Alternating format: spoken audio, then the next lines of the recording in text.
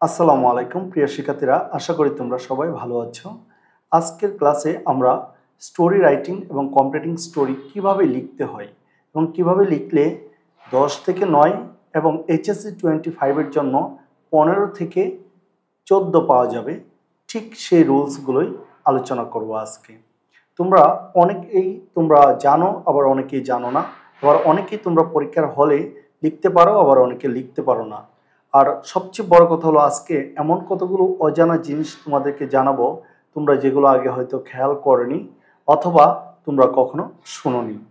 তো আমরা দেখি সবাই লেখে, কিন্তু কেউ নাম্বার পাচ্ছে 2-3, কেউ নাম্বার পাচ্ছে আবার 10 থেকে 9, আবার 15 থেকে 14। এর কারণগুলো আমরা আজকে খেয়াল করব। প্রথমে খেয়াল করো যে এখানে বলা আছে read the beginning of the story and complete it in your own way. Give a suitable title to it.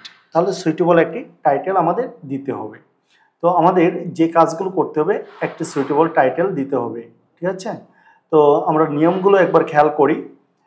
একটা সুইটেবল টাইটেল দিব এবং এই টাইটেলগুলো কিভাবে লিখব দেখো। এই যে টাইটেল দিয়ে প্রথমে যদি আর্টিকেল থাকে তাহলে অবশ্যই এটি ক্যাপিটাল লেটার হবে।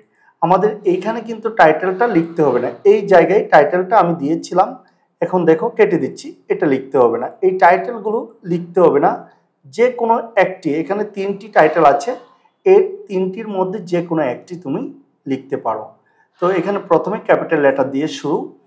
যদি এখানে একটি বিষয় খুব ভালো করে খেয়াল রাখবে, আর্টিকেল যদি প্রথমে থাকে তাহলে ক্যাপিটাল লেটার থাকবে, কিন্তু আর্টিকেল যদি মাঝে থাকে বা প্রিপোজিশন মাঝে থাকে, আর্টিকেল এবং প্রিপোজিশন যদি মাঝে থাকে তাহলে এগুলো স্মল লেটারে থাকবে। এবং বাকি সবগুলোর কিন্তু প্রথম যে লেটারটা দেখছো এটা অবশ্যই তোমার কি হবে, ক্যাপিটাল লেটার হবে। ভালো করে খেয়াল করো, এগুলো কিন্তু ক্যাপিটাল লেটার হবে। হ্যাঁ, মাঝখানে সবগুলোই ক্যাপিটাল লেটার হবে। আবার এইখানে পরেরটা দেখো, where there is a will there is a way.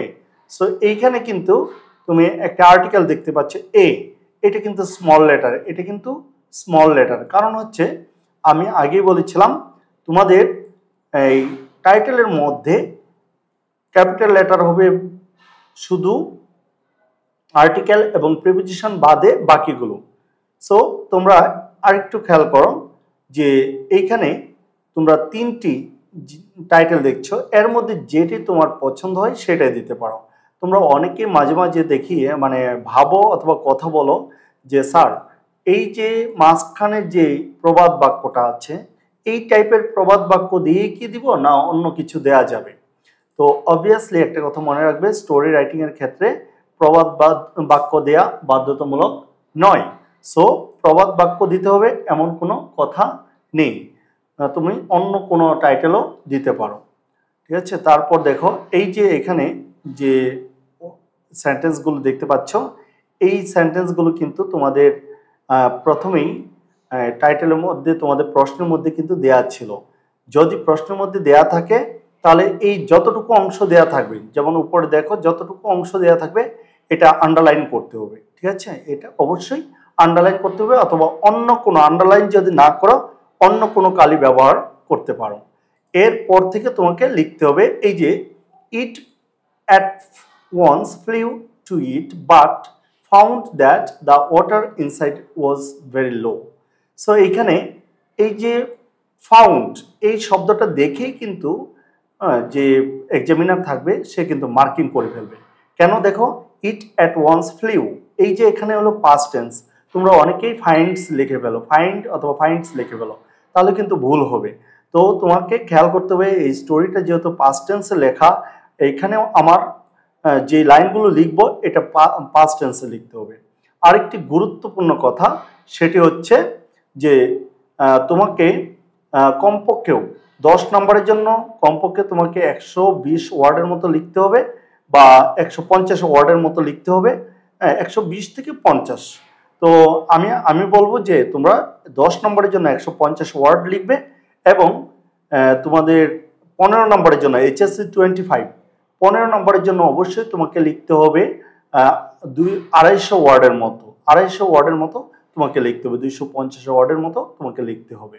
ওকে, তোমরা দেখো এখানে কতগুলো নিয়মের মধ্যে খুবই গুরুত্বপূর্ণ একটি নিয়ম হচ্ছে তোমাকে অবশ্যই প্যারা দিতে হবে, অনেকগুলো প্যারা দিতে হবে। হ্যাঁ, অনেকগুলো প্যারা দিতে হবে।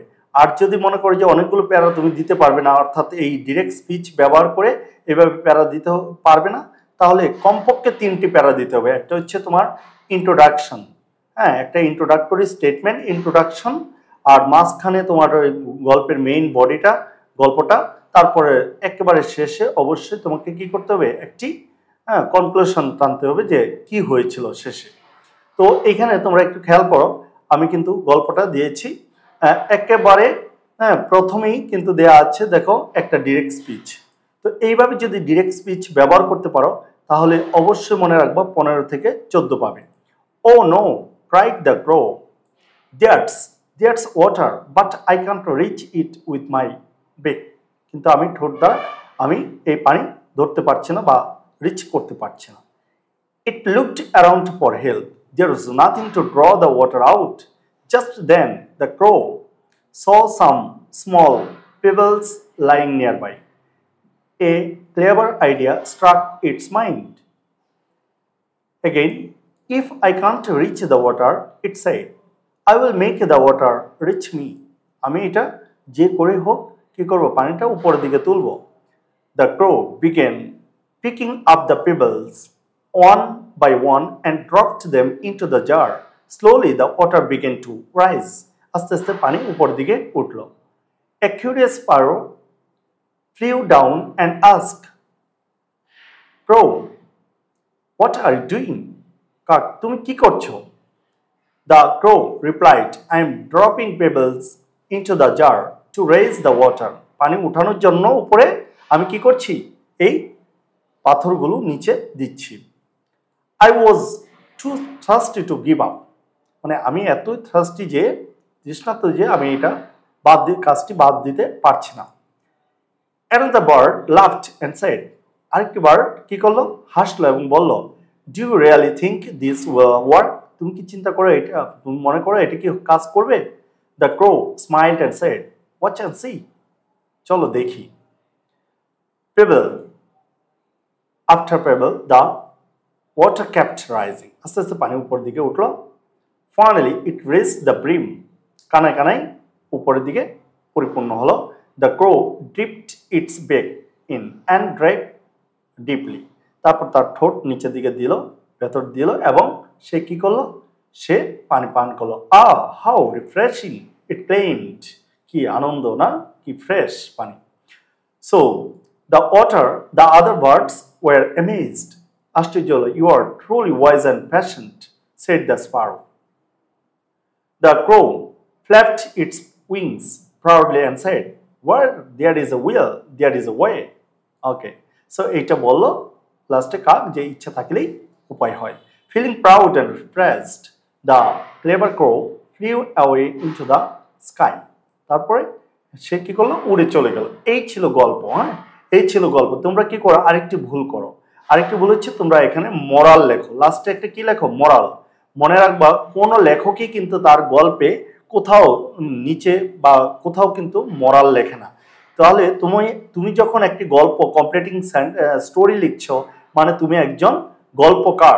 সো একজন গল্পকার তুমি ইচ্ছা করে তুমি তো মোরালটা লিখতে পারো না। হ্যাঁ, মোরালটা আমরা পাঠক বুঝে নিব যে মোরালটা আসলে কি।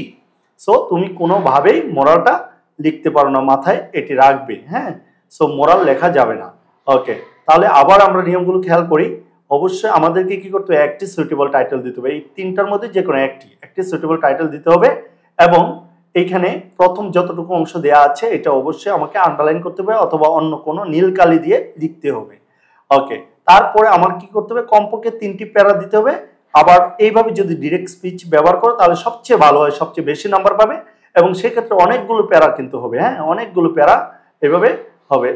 এইভাবেই কিন্তু লিখতে হয়। তোমাদের মেইন বইয়ের মধ্যে দেখবে যে a mother in main bell, এখানে জেরির যে গল্পটা আছে ঠিক এইভাবে লেখা আছে। হ্যাঁ, এইভাবে গল্প লিখতে হয়। ভালো ভালো কলেজগুলো কিন্তু এইভাবেই সাজেস্ট করে, মনে রাখবা। আর লাভটা যদি লেখো 9-10 মতো তাহলে কিন্তু নাম্বারও পাবে। কোনো রকমের দয়া করে স্যার কয়েকটা নাম্বার দিয়ে দিবে। তো এইভাবে আমরা গল্পগুলো, আমরা স্টোরিগুলো কি করব, কমপ্লিট করব এবং এইভাবে তোমাদের পরবর্তী ভিডিওগুলো কিন্তু আমি দিয়ে যাব ধারাবাহিকভাবে। আশা করি তোমরা এই ভিডিও থেকে অনেক উপকার পাবে এবং অনেক ভালো নাম্বার তোমরা সংগ্রহ করতে পারবে তোমাদের পরীক্ষায়। আসসালামু আলাইকুম, আজকের মতো এখানে বিদায় নিচ্ছি।